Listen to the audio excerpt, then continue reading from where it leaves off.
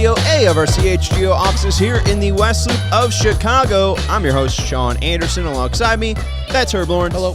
He's our CHGO White Sox community leader, and we are coming to you live after a White Sox no.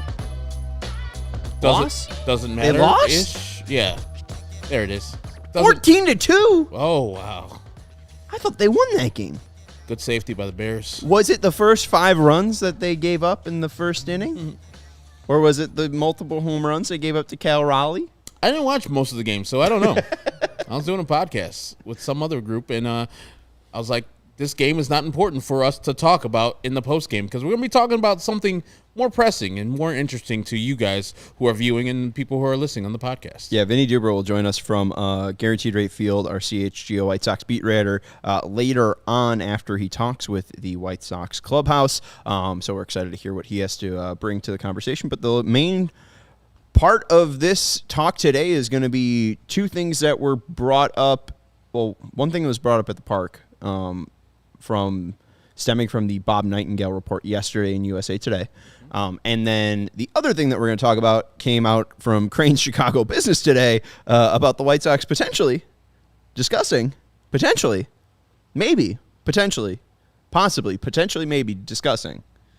a new stadium or maybe even a new location. So, hey, forgive me if the team that's under 27 games under 500 and is threatening to move to Nashville, if I don't give a shit about game 102. Sounds right. What game is this? I think we're advanced past 100 games. I think we only have like 40 games left. Sure. Boys, we might have a technical issue going on here. Why? YouTube is showing that we are not live. But I could see in front of you that we are, in fact, live. Are you on YouTube? I'm on YouTube. I'm looking at it. Oh, and we're not live. It's not. It's but these showing people up see coming. us. I don't know if they do. We haven't really actually seen new comments, have we? Hi, guys. Comment if you could How's it going? see that we're live. Hi, Gabe. Hi, Jackie. Hi, Jay Corona. Hi, Arlaw. Are we here? What would you like to do as the producer, Steven? I would like. Fred says he sees us. Did Jerry Reinsdorf preempt us? I think so. I think somehow Scott Reifert and Bob Baffert and Bob Baffert. Bob Baffert's the horse trainer. Yeah, I'm about to say. Bob Baffert. Why is Bob Bob Baffert Bechtel? doing this? Bob Bechtel. I Bob don't know. Bechtel. All right, everyone sees us. I don't know It's if just Mr. a weird. Bechtel is- Way to go, Steven. It is showing. It is showing live viewers now. It wasn't. Good before. job, Steven. All right, We're back. Woo! Give a like for Steven. Everyone give a like for Steven. What were you saying? they didn't do Sorry, I it. didn't mean to cut you off. But it's... Yeah, the game doesn't matter, but I'm just tired. Like, every chance they get. And I don't know what they're doing. Like, the reason why this was leaked today, there's a reason behind it. Maybe it's to cover the Bob Nightingale thing where they say that interviews are going over and they might be making changes in the front office. Then you get the conflicting thing today where our Vinnie Duber says that they report that they do this every year. And they're just, doing their due diligence. Maybe they're trying to deflect from their under 27 games under 500 ball club who just got smoked 14-2 by the Seattle Mariner. And they're just trying to throw something out there so White Sox fans get mad. I thought, earlier in the year, I said Jerry Reinsdorf is doing a Rachel Phelps. If you guys remember who Rachel Phelps is, she is the owner of the Cleveland Indians in the movie Major League. He's making this franchise so unlikable, himself, Kenny, and Rick Hahn, and the team on the field, where you, as the White Sox fan who's watching a postgame of a team that sucks badly, you do not watch this postgame anymore because you're apathetic. So he can move into Nashville without any qualms from you. But damn it, this is our team. Our team. Well, I think we're getting a little bit ahead of ourselves when we get to the Nashville thing. Yeah. Let's first explain everything that happened. And I think, do you want to start with the USA Today thing? Yeah, go ahead. Okay. All right. Well, let's start with the USA Today thing because, again, it's from Bob Nightingale, our guy. We love Bob Nightingale. And their guy, too. And their guy, too. And now I can't find the damn report. It's so hard to look for stuff on. There it is. No. Yes. Okay. I see all the pop-ups coming on your screen too. Yes, USA Today sucks. So terrible. Bob Nightingale every writes article, then it's an ad. Every article, ad, little article, ad, article, ad, article, all the way down. Ridiculous.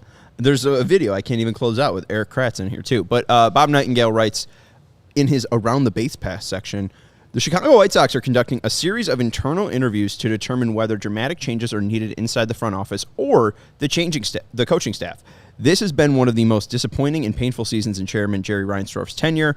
GM Rick Hahn has 1 year left on his contract, while manager Pedro Grifol has 2 years remaining. And to just go a little bit further onto that, while we're bringing it up, it was apparent that I don't know how, and we'll get clarity who brought this up, but Vinnie tweeted out, after a weekend report in USA Today, Sox internal interviews on whether change is necessary, team informed that those have been happening, but they are not unusual or different from what's happened at the end of other seasons. So while you might be thinking, hey, they're going to be doing something different, they see the bad play on the field, seems like it's quid pro quo. I don't know. It's just I don't know what the hell I'm trying to say. Status quo. Status quo. There you go. Yeah. What the hell is quid pro quo? That means you pay something for a favor. Like I don't get into it. Okay. All right. I used it wrong. I was about to get real bad. But yeah, I mean, I thought when I read that, I was like, there's nothing in there. Like, it's Rick Hahn interviewing himself. Hey, Rick, you want to keep the job? Yeah, I think I'm doing a great job. All right, you cool. And same thing with Kenny Williams. And so there's not going to be any change. Kenny Jr., how you doing at your job? Great. Oh, man, I'm doing excellent, man. Let's give you a pay raise. Man, exactly. You should be doing more. But I think that they're all coming back. You would hear serious whispers if Rick Hahn was getting fired or Kenny Williams was getting fired. There's none of that stuff happening. This team should have got fired years ago, especially after last year. But you think that being under 27 games under 500 will have some movement for 87-year-old Jared Reinsdorf? You think he wants to start over? He'll let one of them go. Like, he'll let Kenny fire Rick Hahn or maybe reshuffle Rick Hahn to some other place in the organization and give him a John Paxson-like cushy-ass job where he's like GM emeritus. But he's not getting fired and out on the street destitute. That's not Jerry's style. And so he'll let Kenny stay on, and then he'll probably have Kenny's like, Kenny, who you want as a manager, as a general manager? And Kenny's like, well, my son has been doing this, that, and the other. Chris Getz did a great job. Chris Getz, I mean, he went to Michigan, and Rick liked him. And then you will have the same damn team. There will be nothing changing at all. The atmosphere will still be terrible. Pedro will come his punk ass back. I shouldn't call him punk ass. I call him a punk ass. I'm sorry, Pedro. I shouldn't call you a punk ass. I don't have anything personally against you. So let me retract that. Pedro will come back next year and be mediocre as ever. And then we'll have the same problems next year. We'll be doing this show and we're like, man, the White Sox really are terrible. Man, but that Lenny Sosa, that one home run he hit, now he's got 5 on the year. Man. Maybe that Luis Robert Jr. Oh, man. He's still making plays in a 14-2 Did you see that play that Elvis Andrus made? Yes, Elvis Andrus came back for another year. That's amazing. Man, Tuki Toussaint and Jesse Schulten's in our rotation. Golly. 17 combined losses in the month of May. Wow. We're already here? Wow, that sucks. You're really putting on the bitterness. Oh, I mean, what else? You've learned from the best. Huh? Exactly. I'm sitting next to you. I'm happy to see it. There's nothing going to change. I wish there was. I would be something I would look forward to. As I told the people on Daily White Sox, I would definitely love for Rick Hahn to get fired. Not because the person needs to get fired and not because I want him to be destitute and because he's got a family and all. I don't want the person to lose a job, but accountability needs to be taking place somewhere in this organization. So when Rick Hahn does get fired, eventually, maybe, I'll be like, yes, awesome. That's perfect thing for the White Sox to do. But I know that you'll be hiring an inexperienced person in his stead. So it'll be Jeremy Haber or Chris Getz or Kenny Williams Jr. or somebody else that is not ready for the job. And Kenny Williams will be taking over the reins again, and he'll be getting you football players that are playing baseball. It'll be Josh Fields in third base, and you'll have Joe Borchin in right, and Keenan, whatever his name, and what is that, Mitchell will be playing center field. Jared Mitchell will be playing center field, and we'll be doing the same thing we'll do this year, just without the smooth lawyer talk of Rick Hahn. Now Kenny will come out and tell us the truth. And that's why he's pretty much silenced by the White Sox right now. And real quick, just to shout out a super chat. Let's give a goose honk and an air horn to our guy Danny Dumbshit. $2 super chat. Thank you, Danny Dumbshit. There's a lot of people commenting stuff that we're going to get to in a second, just along with this. But I have nothing really to add to this. I mean, it's all about how the owner operates, and how the owner operates is very clear. He's been operating this way since he owned the team in 1981.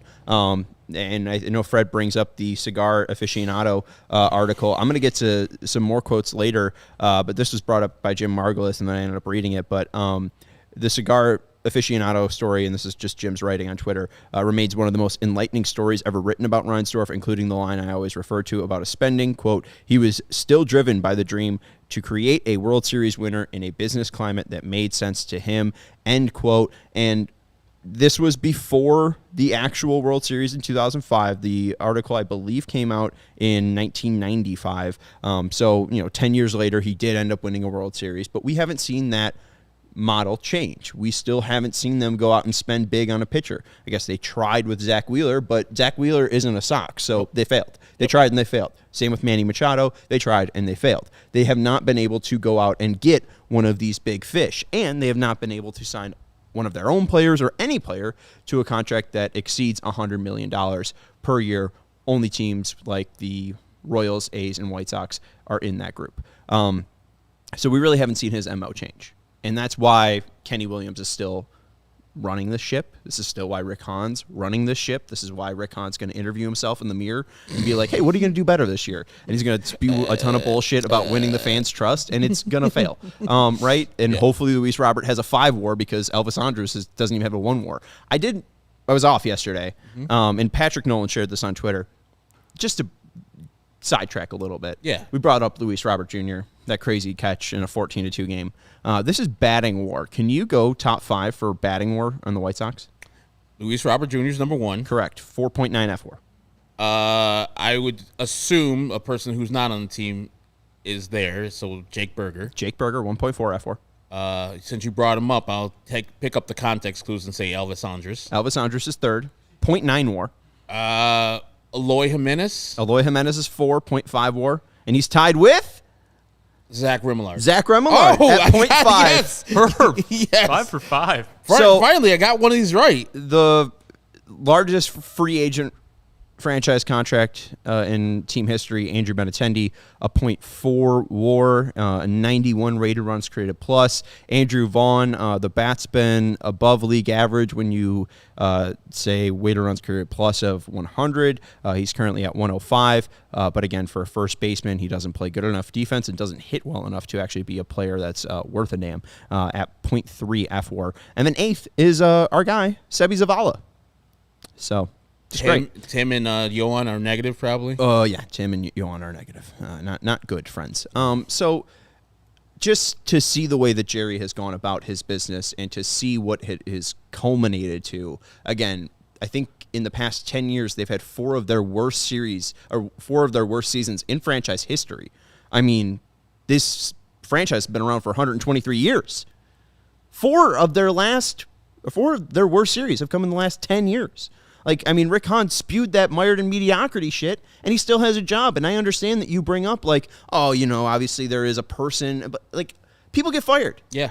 The whole saying in radio and media is you don't make it until you're fired. Yep. Right? So I'm sorry, Rick Hahn, who has had a job for 20 years, probably has had a paycheck, a pretty consistent paycheck over those years, probably saved up a decent amount of money, is a lawyer. I think as an educated white man, he'll be fine in America. Okay? He'll be so right. fucking fire him. Jesus Christ. Like, what the fuck are we doing? This is just ridiculous. Like, who is conducting these interviews? Who is actually trying to improve this team? And who is actually going to give a damn? Jerry Reinsdorf doesn't give a damn. Nope. As we're going to get to, his sights are on something bigger. And we've brought this up before this report. I'm not surprised by this report. This report makes a lot of goddamn sense. And honestly, you just got to see through the bullshit. because this is the same crap he pulled back in the 80s when he almost moved him to Tampa, and that's how you got the Tampa Bay Rays. Congratulations. All right?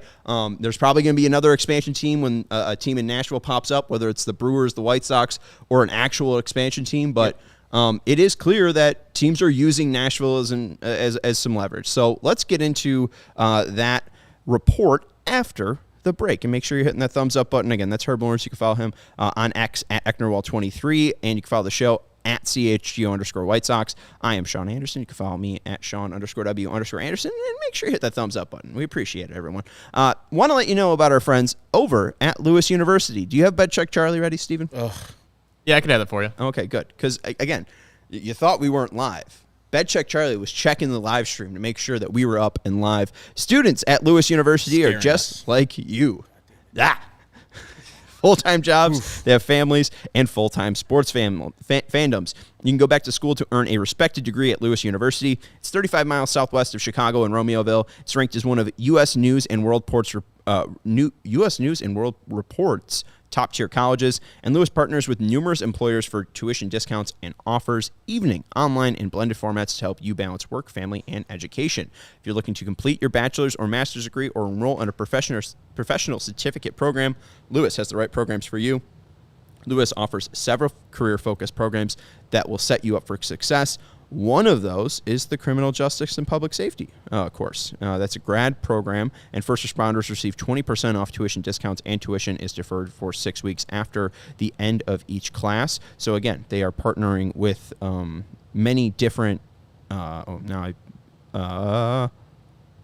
many different employers for tuition discounts, and first responders are one of those. They also have adult undergrad programs like computer science, business analytics, criminal justice, business programs, and technology programs. So discover how a degree from Lewis University can help you build a better world. Learn more at LewisU, the letter U, LewisU, the letter U, .edu/YOU can do this. LewisU.edu/YOU can do this. Thank you to Lewis University. And Bet Check Charlie as well. No, not Bet Check Charlie. God bless him. He's scary. Also want to let you know about our friends at Game Time. If you don't want to support our friends over at 35th and Shields, don't want to give them their money, why not go through Game Time? Buying tickets to your favorite events shouldn't be stressful. You shouldn't have to be worrying about giving the bad man money. Game Time is the fastest and easiest way to buy tickets for all your sports, music, comedy, and theater near you. Maybe you want to skip the Sox all in general. Maybe you want to be like Vinny and go check out a show at the Salt Shed. Game Time has your ability to get into the best events happening in Chicago. And they offer the Game Time guarantee, which means you'll always get the best price. If you find tickets in the same section in row for less, Game Time will credit you 110% of the difference. And with, as Herb found out in Atlanta, you get that in like under 12 minutes. So Correct. It's a speedy Game Time guarantee. Snag the tickets without the stress of Game Time. Download the Game Time app, create an account, and use code CHGO for $20 off your first purchase. Terms apply. Again, create an account and redeem code CHGO for $20 off. Download Game Time today. Last minute tickets, lowest price guaranteed. All right, before we get into the Crain's report then, I did hear the little ding of Vinnie Duber. So let's go out to Guaranteed Rate Field to our CHGO White Sox beat writer. Hi, Vinny. Hello there, or should I say howdy? You can follow him at Vinnie Duber. Let's chat about this game quickly. I don't know how much there is to get into this. The Luis Robert catch was spectacular, but did anything else stick out from the 14-2 loss? Well, they gave up 14 runs. That wasn't very good, was it? No. They didn't score many runs, so that wasn't very good. So yeah, they didn't really play very well at all, and you could tell Pedro Grifol was not very happy after the game, basically saying, "Hey, they never made an adjustment to Luis Castillo. They kind of let him do whatever he wanted out there." The talk afterwards was that he threw 40-something fastballs in a row, and they didn't really do anything with that. So, not a really good day for the chess match. Touki Toussaint was off. He was walking guys. He's done it before. He did it again. Walking guys, giving up home runs. That seems to be the story for a lot of the White Sox pitchers this year. We keep talking about what that rotation is going to look like next year. If this is an audition time for guys like Touki Toussaint and Jesse Schultens, if this is audition time, then that was a really poor job of auditioning by Touki Toussaint. And listen, it might not prevent him from being one of those 5 guys next year, but it should tell the White Sox that, relying on someone like that for 30 starts might not be the way to go. And was there any talk of quit? Because this is the third out of 4 games where the White Sox have given up double-digit runs to teams. The Rockies scored 14 and 11 over the weekend, and now we get 14 here from the Seattle Mariners. Any Pedro's thinking that the team might have quit on him? I don't think so. I don't think they say that or think that way, even if it kind of looks like it from afar. I wouldn't think so. But I mean, hey, listen, they got steamrolled tonight, and you got a team in the Mariners that is fighting for something. They're in playoff position. They're trying to fight for a better spot in the playoffs. You know, they got to come in here and they got to win. They got to win every game from here on out. The White Sox are, for lack of a better term, they're playing out the string here. Obviously we've talked about over and over again the things that they can accomplish, over these last 6 weeks or so. But making the playoffs is not one of them. And so when you've got a team fighting for something real versus a team that isn't, nights like this are probably going to happen. Absolutely. And we did see, again, with all of these nights continually happening, we mentioned the weekend report in USA Today from Bob Nightingale about the White Sox conducting a series of internal interviews to determine whether dramatic changes are needed inside the front office or the coaching staff. What was the what info did you guys get? Was that just from Sox media relations on the interviews or nothing that is, out of the ordinary? Yeah, a team spokesperson went ahead and gave us that line from that I tweeted out before the game started, that yes, those meetings are happening, but they happen all the time at the end of a season. And, especially when the results are not as good as they have been, you talk about what kind of changes or what weather changes are needed. So, to me, that was the thing of the day that was not surprising. I mean, I'm going to be honest, I kind of agreed with that. Like, I didn't read that Bob Nightingale report as terribly earth-shattering. It just played into the narrative of what a lot of Sox fans are wanting to see, which is those dramatic changes. But when you read it, internal interviews about whether they need to change or not, that to me sounds like a performance review that anybody watching has at their job, right? So, I mean, even the language that was used in the Nightingale report didn't strike me as something that was needed to be, freaked out about. I thought it was a little overblown, the reaction to it. But listen, there's a reality happening here that they need to have those discussions because they have face planted here this year. This has been a disaster. So if they're not having discussions about whether things need to change in a dramatic or drastic or big way, well, then they wouldn't be doing what they're supposed to be doing. So that they're having those conversations might not be irregular in any way, but it sure is necessary. That's for sure. I don't know what's there to discuss. They were 81 and 81 last year. They're 27 games worse than that. Last year was disappointing. This year is worse. There's no discussions. It's a decision. Your guys are not coming back. You, Kenny Williams, Rick Hahn, not coming back. You created this, and it's a failure. But, of course, I live in reality. I know the White Sox don't work like that. They like to work in a terrible way. Herb, I would just remember, too, that it wasn't specified that the only people he's talking to are the 2 people that you want to see gone. You know what I mean? Like, I'm just saying there's an entire organization here, and that you would listen to the people who currently work for you before formulating your final opinion on where things went wrong, how things went wrong. It's maybe less of a what do I need to do, but very specifically, what do we need to do in each of these litany of areas to make sure that doesn't happen again. And you can't do that until you take an inventory of what you've gotten, what was done to make this get to this point. So again, I think that this was a little overblown.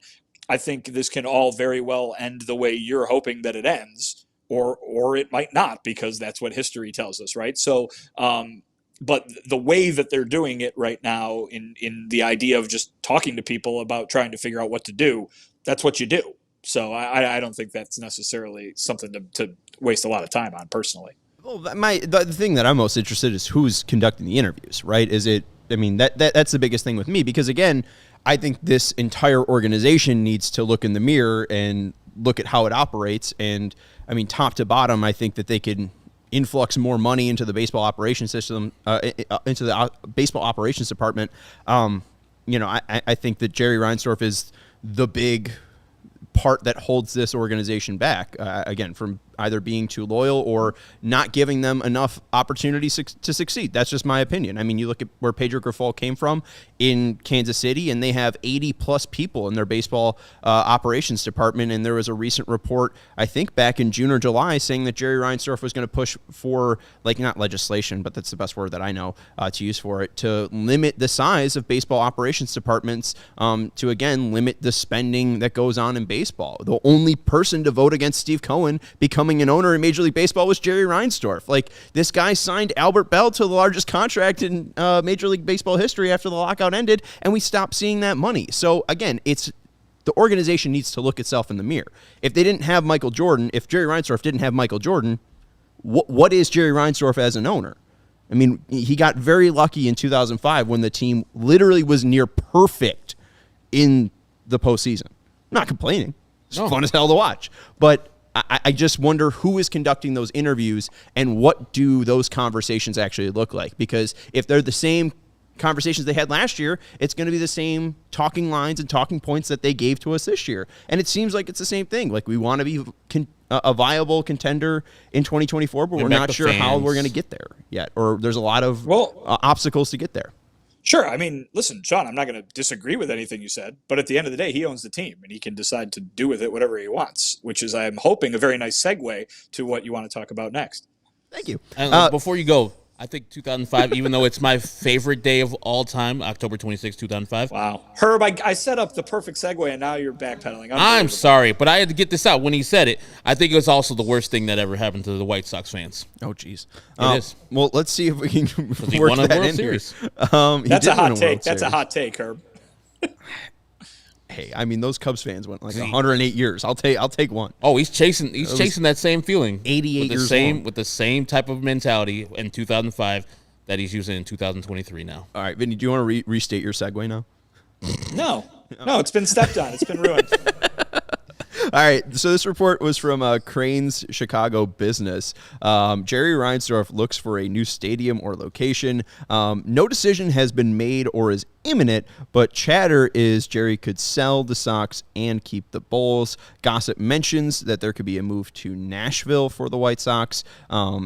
And there was a quote from Scott Reifert saying, "We have not had any combos about the lease, but with 6 years left, hearing a time where discussions we're nearing a time where discussions should begin to take place." So Crain's and Greg Hinz of Crain's Chicago Business reporting that the White Sox are soon to be exploring their next option for a stadium. I don't think any of this is entirely shocking. With the talks in the offseason about fans wanting Jerry to push for selling the team, I just looked at hey, when is the stadium coming up, right? We've heard talks that he might look to start his own TV network, right? There are certain moves, and I think there was even a report from Crain's last year saying that he was looking to buy more shares up. It seems like him angling towards a sale is in his future. So where do you take this Crain's report? Are you thinking, oh no, the Sox might move to Nashville? Is this something that you have expected? Is this blindsided you? How did you take this report? As you read earlier, I think Jerry's using Nashville and putting the word out for Nashville as leverage. He knows, and we know, that firstly, you're not going to move a flagship American League team to Nashville. They're not moving, period. Chicago's not moving. Secondly, why would you move from a metropolis of over 9 million people to a metropolis of 1.5 million? That's just dumb business sense. That's just dumb. You could do the Milwaukee thing because they're about equal, where Milwaukee's about 1.5, and same thing with Nashville and their population around the city. But even if you do a crude breakdown of Cubs and Sox fans in this area, and you give the Cubs 70% of the market share, and you give the White Sox only 30%. That's still way more than you would get in 100% of Nashville. So he's not that dumb. Jerry's not that dumb to move to a smaller market. And then I think, yes, you should move, and he should do the reason, or the stadium that I think he should move into. The Bears are moving to Arlington Heights eventually, right? So that means that $500 million that the city still owes on Soldier Field is still there. So it would behoove Jerry Reinsdorf and the city of Chicago to move to Soldier Field and be a perfect fit for both teams. When the Bears move, and if it's within the next 5 years, you can retrofit Soldier Field to a baseball stadium. And if you want to, as a city, just say, hey, White Sox, this is your building. You pay for the renovations, all of the renovations. We're not giving you dime because we still got to pay for this damn stadium. We'll probably hook up some infrastructure around the building as the city of Chicago should do. But never, ever, ever, ever, ever should taxpayers pay for a new stadium or a stadium refurbishing like they've done with the guaranteed rate and like they would have done with Soldier Field. So if you're a taxpayer in Chicago or Arlington Heights or any city, never let these business owners, these sports business owners, fool you into paying for their stadium. And when Jerry definitely says he's going to move to Nashville and he tries that shit on us again, tell him go. Call his bluff. Say, peace, dude. I'll become a Cubs fan. Brewers are still here. Peace. Get your ass out of here. I guarantee his ass ain't moving because he can count. We all can count. He knows Nashville ain't the place, and he knows that MLB will not allow him to move this Chicago team to garbage-ass Nashville. I'm sorry if you're watching from Nashville, but your city's garbage. We got a real city up here. So moving to Soldier Field, retrofit the building, I think it works for everybody who's involved, and let Jerry pay for his own damn stadium there because there's not really a viable option anywhere else in the Chicago area where it actually makes sense for the White Sox to move from where they're at to another place, except for my thought would be Soldier Field. Arlington Heights with the Bears doesn't make sense to me at all. Vinny, any thoughts? Well, I have a lot of thoughts. Any but I could direct you in, and any thoughts that you could build off Herb, or at least, I mean, this is something that again isn't going to be pressing until the deadline of 2029. Here's the thing. Here's what I'll say. Again, I'm trying to be the reporter. I've made my thoughts known on the Bears just moving to Arlington Heights, which is probably similar to my thoughts here. But they look at the history. Look at the history of pro sports teams. You don't even have to look back too far in the history book because it just happened this year. The Oakland Athletics moved Herb from a gigantic media market, or they're about to move, from a gigantic media market to a tiny one, to one that will be one of the smallest from a population standpoint in all of pro sports, or in the four major sports in North America. That is because the state of Nevada said, sure, we'll build you a stadium. There is someone out there who will pay for it. I don't, but I don't see it being the city of Chicago. I don't see the city of Chicago ponying up any money the way that the current feelings about this are, because I think that your opinion is shared by a lot of people now, and people are going to go, what? We're not paying for that. No, absolutely not. But there are some places that are have different minds on these things politically that will probably do that. We just saw the state of Nevada do it with the Oakland A's. That's a team that has a lot of history in a big media market, and they said bye because someone built them a shiny new house. So don't underestimate that. That's Philadelphia A's, Kansas City A's, Oakland A's. They've only been the Chicago White Sox. No, I'm not disagreeing. And that's a flagship. That's a flagship American League team. I know what you're saying, but those are apples to oranges. The White Sox are the White Sox in Chicago. They haven't moved ever. They're the here. apples to apples, Herb, is the dollar bill. That's what it is, because you got to remember, losing a lot of money. Chicago. But they might not have to pay for a new stadium. Right. Yeah, but that's penny wise and pound foolish. Okay. Meaning that they're going for the free stadium, but they have a smaller pool of people to pull from, and most of those people are already St. Louis Cardinals fans because the Memphis Redbirds played right there, and so there's not a lot of people that are going to be traveling to Nashville to see Nashville White Sox games. But I'm not even talking about Nashville. That's far away, whatever. I'm talking about Bolingbrook. I'm talking, you know what I mean? Like, I'm talking about places. There are places that will do this to promote business in their area, and it might just be a ride down the expressway but there are people that might do it. You got the Bears being, shopped around, being toured around by Naperville. Oh boy, maybe the Bears will come to Naperville. Cool. But I guess the point is that this strikes me as what countless pro sports teams have done in the past, which is trying to get money from the local governments. The Cubs, the Ricketts family bought the Cubs and tried to get the city of Chicago to pay for the renovations to Wrigley Field, and Rahm Emanuel said, "Hell no."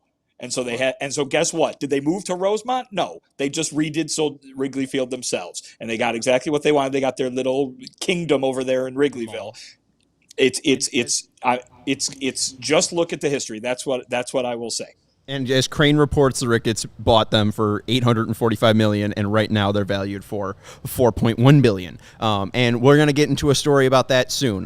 There's a lot that I have to get into, so let's just take a break first, and then we'll get back into this discussion. I want to let you know, though, about Shady Rays. Take on the sun with gear built to last. Our friends at Shady Rays have you covered for the warm weather that is still ahead of you in August and September with premium polarized shades at an affordable price. Shady Rays is an independent sunglasses company that offers a world-class product that's just as good as any expensive pair we've worn. They have durable frames and extremely clear optics for outdoor adventures. And that's not all. Shady Rays offers the most insane protection program in all of eyewear. Every pair of sunglasses is backed by lost and broken replacements. If you lose or break your pair, even on day one, it's told us it will send you a brand new pair, no questions asked. You can wear your Shady Rays with confidence because they are back long after your purchase.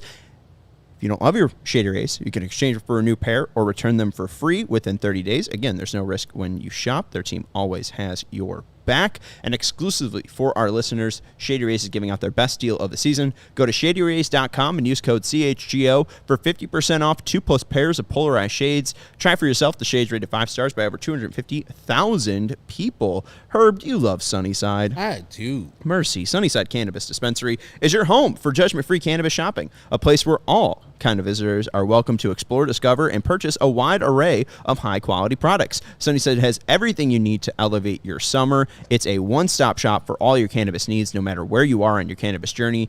Easy online ordering and in-store pickup make them fantastic, and they have a great transparent loyalty program, Sunnyside Rewards, which means you'll get rewarded when you buy. Illinois also has Illinois' favorite dispensary is Sunnyside Cannabis Dispensary. Herb's favorite is in Wrigleyville. Mine is in Elmwood Park. Make sure you check out all of their houses of brands as well, with Mindy's, Good News, Cresco, High Supply, Florical, Wonder, and Remedy. Through August, right now, a few days left, 10 days left, probably 9, because their Sunnyside is probably closed now at 10:45.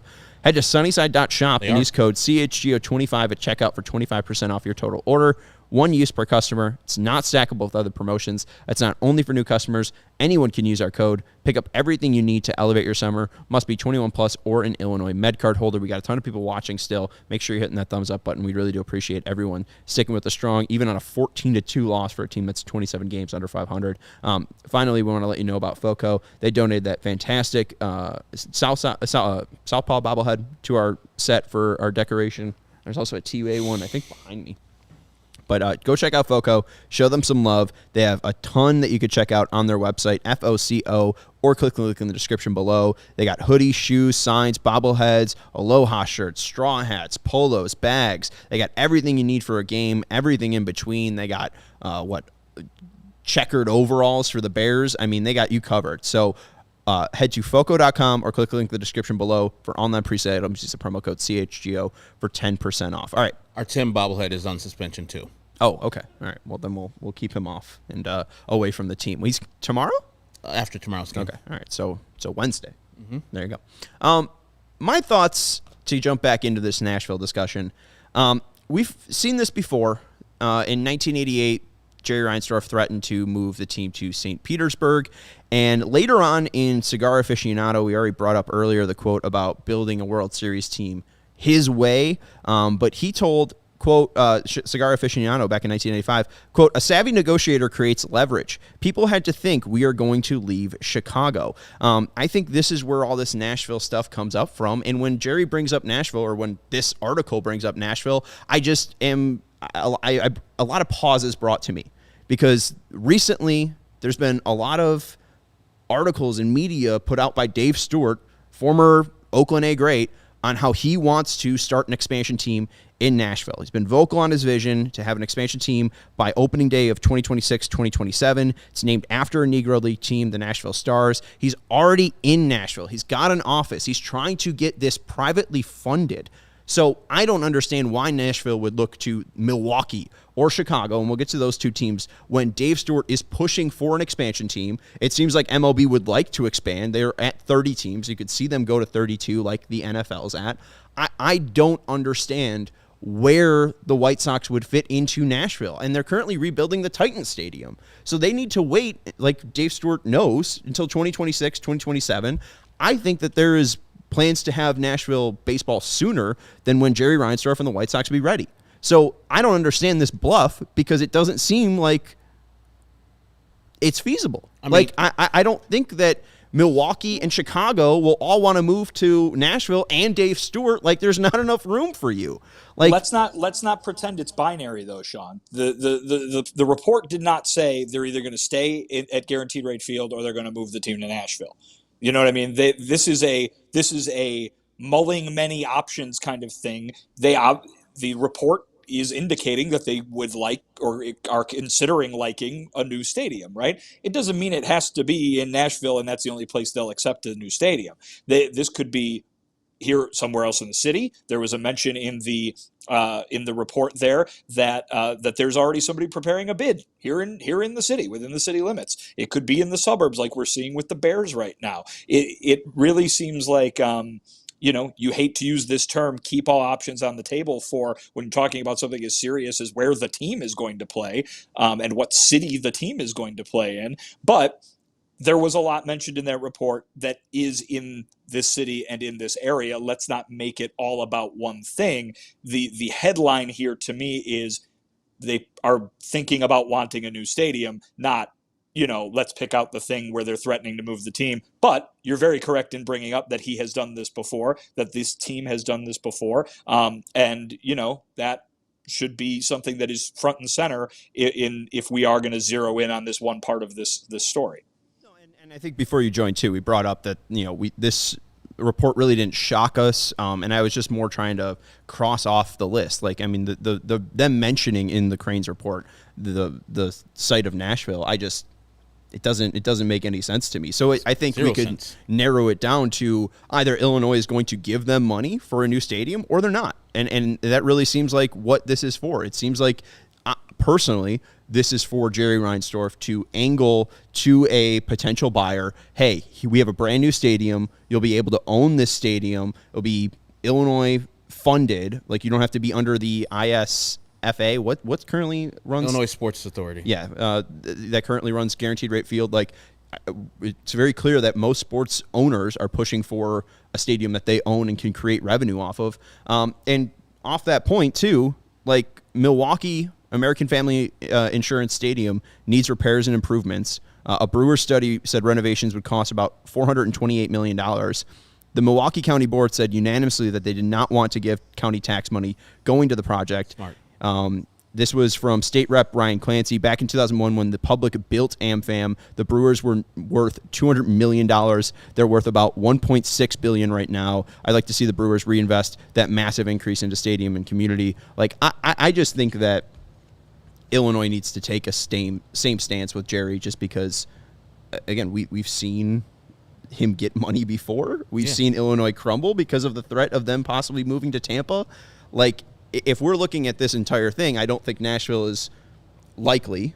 I don't think them relocating is likely, and it really just comes down to if Illinois is going to crumble or not to give them money. And I think that's why you're thinking, Soldier Field, because they already have money invested, and it would just be open lakefront property. Yeah, and I think that we as Illinoisans need to do what the Californians do. When they have a stadium operation, you have to take that to the local municipality to vote on it. That's why the LA Chargers are the LA Chargers now instead of the San Diego Chargers, because when I was there in 2016, we voted either to keep this Chargers here, not really keep them here. It was to raise the hotel tax to a certain point, and all they needed was 51%.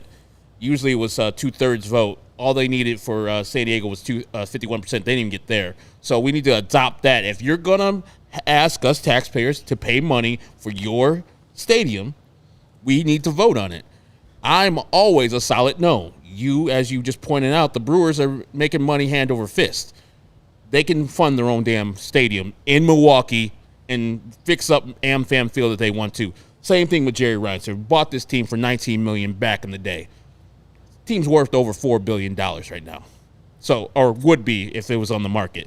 So he needs to fund his own stadium, whether it be Soldier Field, whether it be Bolingbrook, Arlington Heights, Elk Grove Village, any of these municipalities. He needs to fund it. Now, if you want infrastructure, us as taxpayers will like that because we're going to be using those roads. We're going to be using those trains so we can still get back from the infrastructure. But for the stadium, that's your thing. We can't just go on the stadium on a Tuesday afternoon, just kick it. It's like, hey, this is my taxpayer dollars. No, they'll kick your ass out. It's like, no, it's actually our stadium. It's like, I paid for it, though. No. So if it's your stadium and I can't go on a random Tuesday, you pay for it your damn self, jerk. If I see him tomorrow, I'm going to say the same. No, I hope you do. No, I mean, I don't know if I have a ton more to add about this. I guess I do want to add just something from Milwaukee. This always stuck out to me during the COVID year when we're producing sports radio and any owner says they lose money. This is the Brewers owner. And again, we talk about the way that they've exploded value-wise since 2001 when their stadium was built. They were worth $200 million. Now they're $200 million. Now they're worth about $1.6 billion. Forbes estimates the Sox to be around $2 billion value-wise. This is Mark Anastasio, I believe the principal owner of the Brewers here, talking about what the Brewers made in 2019 and during the pandemic. Last year. Yeah, we had an operating loss last year, and if you're going to run a baseball team properly, the season snapshots, you really have to look on a rolling basis how you're doing. We had some years as we were building, and we always want to keep our powder dry somewhat for the next opportunity, whether it comes at next season or next off season. Franchises get into trouble when they overspend and end up with a mountain of debt, and then you go into a long period of rebuild. We have had, in 15 seasons, this isn't the media guide, I didn't commission this statistic. The team is fifth in the National League in wins over our 15 seasons, and I put give our whole ownership group credit for that because they've been supportive of everything we've done. Top five gets you in the playoffs. We weren't in the playoffs every year, but that's what we're trying to do. And so we don't want to dig a hole for ourselves. And there's nobody we missed this offseason because of price that was on our list. We did want to sign Yasmani Grandal, so maybe one. Maybe it stuck out because it was around the Grandal thing, and you might be asking, like, why is that important? But the Brewers and any owner saying that they lost money, I just always find to be hilarious because, again, you see the increase of their valuation goes from $200 million to $1.6 billion, but what's the entire context? Well, before Mark Anastasio said that, they added like a $60 million spring training facility. So, of course, they operated at a loss because they spent money on this spring training facility that cost $60 million outside of their normal budget. So, like, a lot of these owners are going to try to make as much leverage as possible to get as much state money as possible. And especially with Jerry angling for a potential sale, in my opinion, I do think that this makes a lot of sense that the White Sox would be pushing this out, especially even though there's 6 years left until their lease ends, because again, you have to put it on their minds and you put it out in the ether. And again, this is how you create leverage. It doesn't seem like a threat now, but hey, you get closer and closer and closer and a deal's not done, then people start to get sweatier and sweatier and nervous and more nervous. And two, I find it funny because since 2001, the Brewers have had 18 seasons of 2+ million in attendance. The White Sox and their franchise have had 14 seasons of 2+ million in attendance. So, again, when a team says they are operating at a loss, the Brewers, I think, are liars. And when they have all this money that they have to invest into a new stadium or all these upgrades to fix their stadium, I'm not surprised that Milwaukee's telling them to shove it. Whenever an owner tells me that they're operating at a loss, I say, shut up and open the books. You're not? Cool. You're not operating at a loss. Shut up.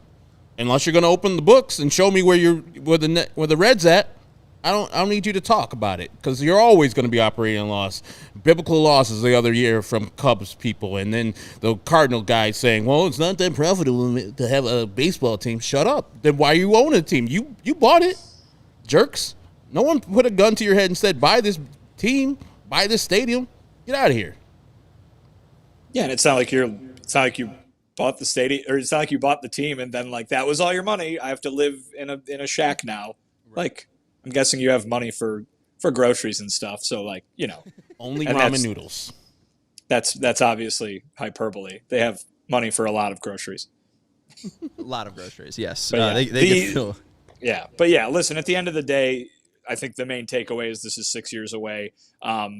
To put this in the context right now of what importance it has right now, I think it's, hey, look, another thing that we're talking about, an embarrassing thing off the field for the White Sox to be talking about. The team is 27 games under 500 right now, and the headline today that people are latching onto, at least, is that they want to move to Nashville. I mean, come on.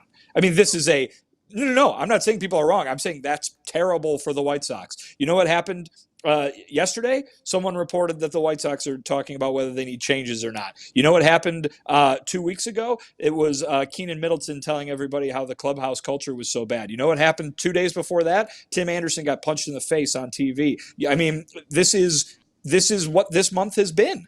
Our focus is anywhere but the field. And listen, the product on the field is what took it away from the field, because my God, they lost 14-2 tonight. Like, they're 27 games under 500. They are a bad baseball team that turned in a horrible, horrible season when they were supposed to be a championship contending team, or at least could have been a championship contending team. So I understand why anybody's looking for anything to pay attention to besides what they see on the field right now. But boy, they're making it easy by this being an entire August full of nothing but headlines and negative headlines, I might add, of things that are going on off the field. So this is listen, they wanted this season to be remembered for a chase for a championship, for people to go, oh, remember that game-winning home run in June, remember that big comeback in August, remember when they edged the team for the division title at the end of September, and then they went on to win a playoff series. That's what they wanted the memories of this season to be. And instead, it's going to be all that stuff I just listed, plus all the horrible play that led to a record that nobody could have seen coming. Absolutely. Anything you want to add? No. I agree. I mean, I couldn't say it better myself. Anthony's saying, you're the best, Vinny, and I agree. There's nothing that I could really add on about today and this game. It's just more of deciphering what the future of the Sox could be, and we're trying to do that, I guess, from every single angle, from the front office to the coaching staff to the starting rotation in 2024 to where they're going to play in 2029. So we'll have you covered. I was supposed to write about Lenyn Sosa today, guys, and instead I had to deal with all of this stuff. Is there anything you want to add to the Lenyn Sosa conversation when we have you here, though? If you are thinking about writing about Lenyn, I know there was a quote from Pedro earlier today about his possible playing time. Yeah, I mean, it's not. That was more of a joke, but yeah, he was talked about today. He's only been here for 4 days, but they like what they see. We'll see what happens. Obviously, he had the home run yesterday, so Pedro knows that it's important to get him playing time. That it's important for him to develop and show them what it is. The big thing that Pedro keeps harping on is he doesn't trust any evaluation that happens during spring training. He wants to go into spring training with those questions already answered. And so this is the time to answer some of those questions, whether he and Colas both, for that matter, can be ready to go, ready to be the guys that they need them to be going into the offseason, not just wait until spring training tells you whether or not that's the case, because he doesn't really trust anything that you see in spring training. And certainly there's an example right there with how good Colas looked during the spring and how poor he's played during the regular season. He had another error in right field tonight on a ball that he was just trying to pick up or couldn't pick up. So, it's going to be important. But again, listen, everybody's like, oh, wow, he finally turned the corner. He finally changed his tune from some of the quotes he said the other day. He still, when asked, hey, what are the conversations with the veterans going to be like when you have to tell them to sit down and make room for the young guys? His answer was, he acknowledged that that's going to happen, but he said it's not time for that to happen yet. So we'll see We'll see when he thinks that it is time for that to happen. Enjoy your month and a half, Pedro. Jeez, I think he's got longer than that. Hey, Bob Nightingale says he's got 2 more years on that contract, so we'll see. Anyways, that's gonna wrap it up here. I think that was a good talk about the Reinsdorf stuff, the front office stuff, and what little we could fit about the game in there. But we fit something in there. That was a nice catch by Luis Robert Jr. This is a great catch. All right, there we go. We talked about the game. 47 fastballs. I didn't realize that. He threw 47 straight fastballs. That's actually a thing. Embarrassing. A pitching ninja cut it up. He threw 40. Luis Castillo threw 47 Absolutely straight fastballs. embarrassing. Why scout when you could just throw it past them? And they didn't even play Julio Rodriguez. It's like, we got this, Julio. Sit your ass on the bench and chill out. Cal Raleigh's just going to try to hit 5 home runs in a game. Anyways, that's going to do it for the CHGO White Sox postgame show. That is Vinnie Duber. He's our CHGO White Sox beat writer. You can follow him at Vinnie Duber. That's Herb Lawrence. You can follow him at Ector23. I'm Sean Anderson. You can follow me at Sean_W_Anderson. You can follow the show at CHGO_White Sox. Thank you very much to everyone in the chat for hanging out with us. We got 50 likes, which is awesome. And 68? We are now 67 subscribers away 67. from our Frank Thomas 35,000. Wow. 67 subscribers away from 35,000. It's been a big month with CHGO Bears and I was going to say spring training. Cubs did something too. What is it called? Training camp. No, but preseason. No, it's training camp. But they're in preseason. Okay. Right? Yeah. Right.